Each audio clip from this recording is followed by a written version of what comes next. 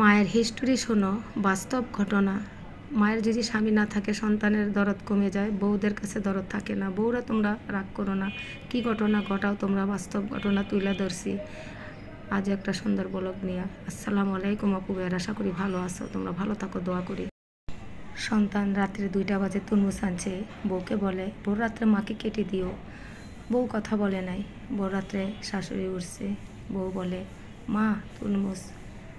শাশুড়ি বলে সন্ধ্যা রাত্রে খাবো, রেখে দাও। একবারও বললো না যে আপনার ছেলে বলছে তরমুজটা খেতে। বলো মা তোমরাই, বউদের দোষ না শাশুড়িদের দোষ? আমরা কি দোষ করি? আমাদের দোষ একটাই, যেহেতু আমাদের স্বামী নাই, এই জন্য। সন্তান তো ঠিকই বলছে। সকালবেলা বলে মা তরমুজ কেটে নাও। তো সন্তান তো আমাকে বলছে রাত্রে খাও নাই। আমি কই না খাই নাই। বউকে জিজ্ঞেস করলাম, কথা বললো না। তো বলো তোমরাই, দোষটা কে করছে, শাশুড়ি না বউ? কেন করো রে বাবা এরকম? আজ না হয় কাল চলে যেতে হবে। বেশি পছন্দ আমার কাঁঠালের। যখন হাজব্যান্ড রাত্রে কাঁঠাল আনতো, তখন আমি ভোর রাত্রে আগে কাঁঠাল খেয়ে নিতাম। তখন তো কেউরে জিজ্ঞেস করা লাগে নাই যে খামুনি।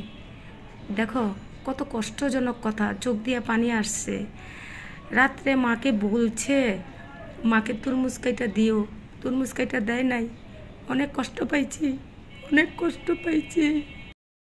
এই দুনিয়া চিরস্থায়ী না, কেউ বেশি দিন থাকবো না। শুধু স্মৃতিগিনি নিয়ে যাব, কথাগুলি মনে থাকবো।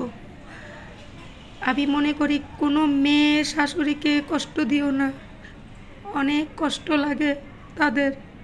তোমাদের অনেক ভালোবাসে মায়েরা।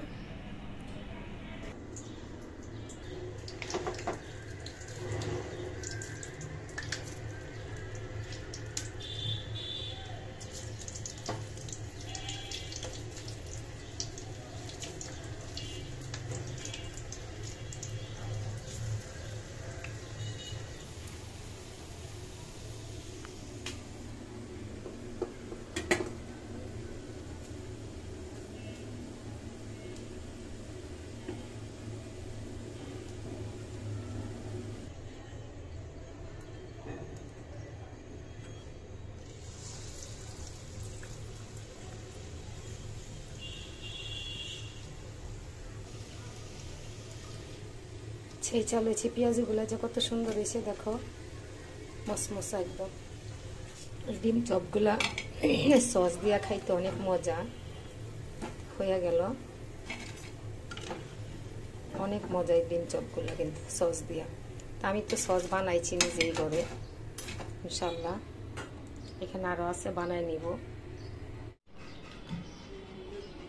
সস দা এই চপগুলা খাইতে অনেক মজা। আর একটু লো, বেশি করে লো। এটা তো আমার বানাই না সসই।